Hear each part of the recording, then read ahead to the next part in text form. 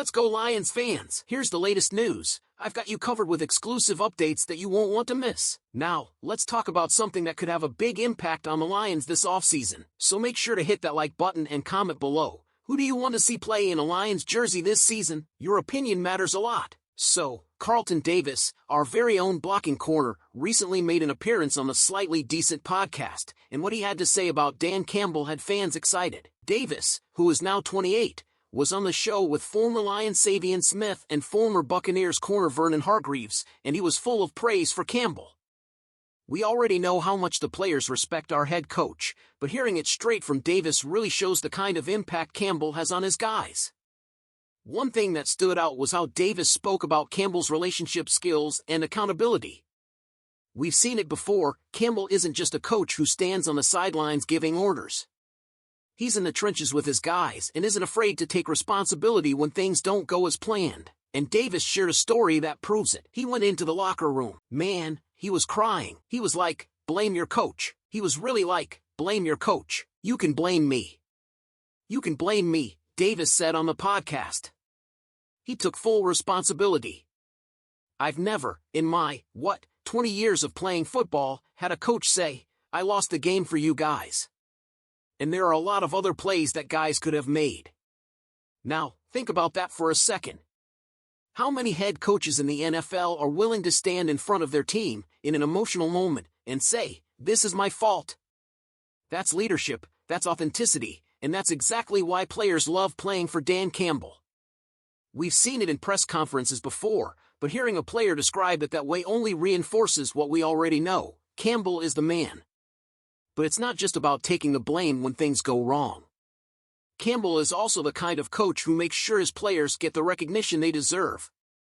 Davis talked about how Campbell goes out of his way to praise guys when they make plays, and not just the flashy plays, he sees it all. Dan, he's the type of guy who will talk to you almost every day, in practice, just walking around the locker room. He literally sat me down and did that a couple of times during the season, where I'd have a good game, and he'd come up to me and be like, man, you're playing great. He'll just tell you that, Davis said. After the game, like, man, you're more than just a coverage cornerback. You're physical, too. And he'll say that in front of the whole team. He'll praise you in front of the whole team.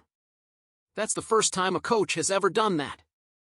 That kind of praise goes a long way, especially in a league where some coaches are quick to criticize but slow to recognize the effort guys put in.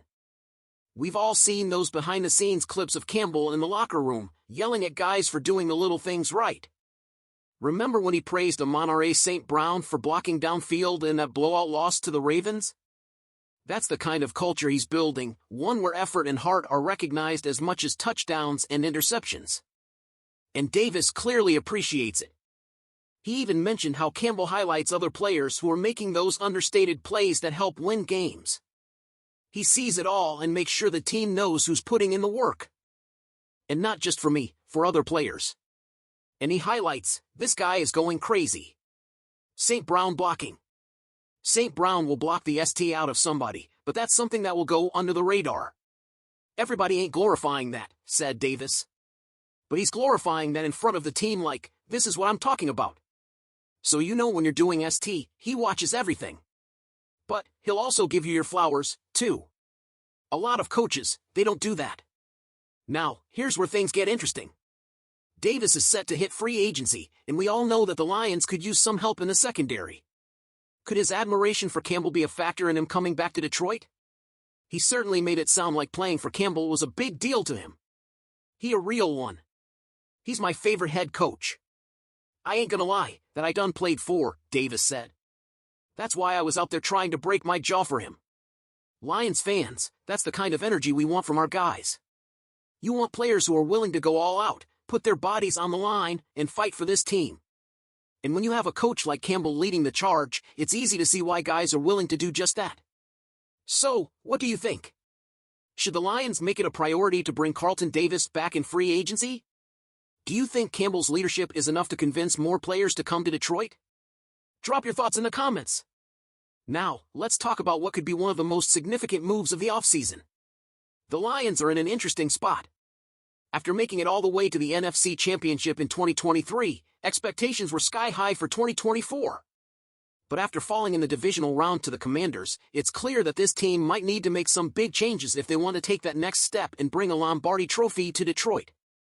The latest reports indicate that the Lions are looking to make some bold moves, and that means making some tough financial decisions. Over the Cap predicts that Detroit will have around $52 million in cap space, which gives them plenty of room to maneuver in free agency and the trade market. But if the Lions really want to go after some big names, they may have to free up even more space. And that's where things get interesting. Jeff Risdon of Lions Wire recently put together a mock offseason scenario for Detroit, and let me tell you, it's a blockbuster. In his scenario, the Lions pull off a massive trade for none other than Myles Garrett. Yes, you heard that right, Myles Garrett in Honolulu Blue. To make this happen, Detroit wouldn't just be trading for the all-pro edge rusher, they'd also be signing him to a monster contract extension. According to Risdon, Garrett and the Lions would agree to a 4-year, $144.5 million deal, with a whopping $94 million guaranteed at signing.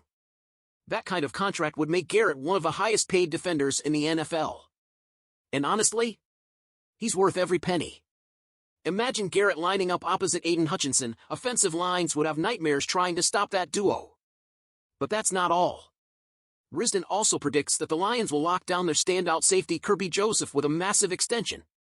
Joseph has been a key playmaker for Detroit's defense, and according to this projection, he'd get a 4-year deal worth $82.5 million, making him the highest-paid safety in the league. That's a huge commitment to the future of the secondary and shows just how much faith Detroit has in him. Now, here's where things get a little tough. To make these moves happen, the Lions are going to have to clear some cap space. And that means saying goodbye to a couple of familiar faces. Risdon predicts that veteran defenders Zadarius Smith and Jalen Reeves-Maybin will be cap casualties, saving the team $6.1 million in 2025. Smith had a solid run with Detroit, but with the potential addition of Garrett, he would likely become expendable. In 2024, he played in 8 games, tallying 4 sacks and 3 tackles for loss. He's been a force throughout his career, earning 3 Pro Bowl selections and reaching double-digit sacks multiple times, but at 32 years old, Detroit might be looking to get younger at the position. As for Reeves-Maybin, this one stings a little. He's been one of the best special teams players in the league and even earned a Pro Bowl nod in 2023. But with limited impact on defense and another year of wear and tear, the Lions could decide to move on to free up space for bigger signings. So, Lions fans, what do you think? Are you on board with these moves?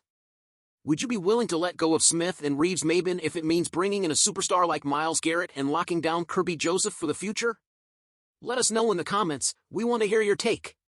And before you go, don't forget to hit that like button and subscribe so you never miss a single update. This offseason is shaping up to be a wild one, and we'll be here every step of the way breaking it all down for you. Let's get this team to the Super Bowl. Go Lions!